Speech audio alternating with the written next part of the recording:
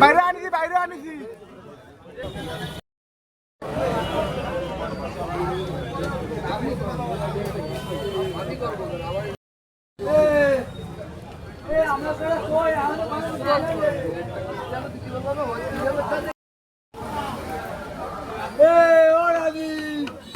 আজ বাগেরহাটবাসীর একটি স্বপ্ন পূরণ হতে যাচ্ছে। বহু আকাঙ্ক্ষিত বাগেরহাট রামপাল আন্তঃমহাসড়কটি উদ্বোধন হয়েছে।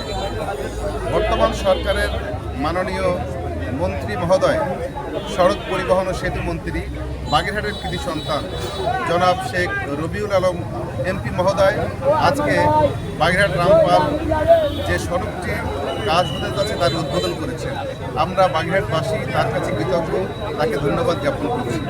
আমরা এভাবে মন্ত্রী মহোদয়ের কাছে আরও কিছু দাবি তুলে ধরছি। বাগেরহাটের রেল লাইন পুনঃস্থাপন আমরা দাবি করছি। কাটাখালী থেকে পিরোজপুর পর্যন্ত 4 লেন আমরা দাবি করছি এবং ঢাকা থেকে ভাঙা পর্যন্ত যে এলিভেটেড এক্সপ্রেস এসেছে, এলিভেটেড এক্সপ্রেসটা এক্সটেনশন হয়ে একেবারে বাগেরহাট পর্যন্ত চলে আসবে, সেই দাবিও আমরা তার কাছে করেছি।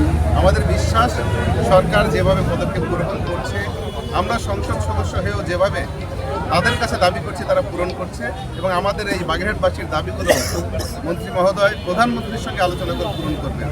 আমরা চাই বাগেরহাট সহ বাংলাদেশে এগিয়ে যাক। ধন্যবাদ আপনাদের। বাত ব্যথা, প্যারালাইসিস কিংবা আর্থ্রাইটিস, আধুনিক প্রযুক্তি ও অভিজ্ঞ বিশেষজ্ঞদের সমন্বিত চিকিৎসার নির্ভরযোগ্য নাম ডিপিআরসি।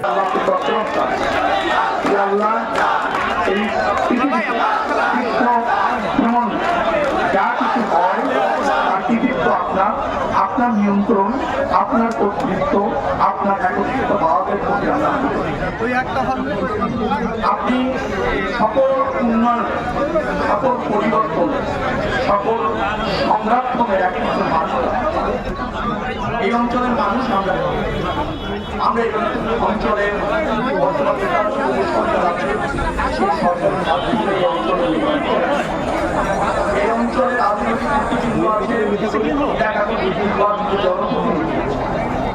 সবাই দায়িত্ব হচ্ছে বাগেরহাট অঞ্চলের নেতৃবৃন্দ এবং মেম্বার অফ পার্লামেন্ট, জেলা পরিষদ প্রশাসক সবার দায়িত্ব হচ্ছে এই এলাকার উন্নয়নে আমরা ঐক্যবদ্ধ থাকতে চাই। এই এলাকার উন্নয়নে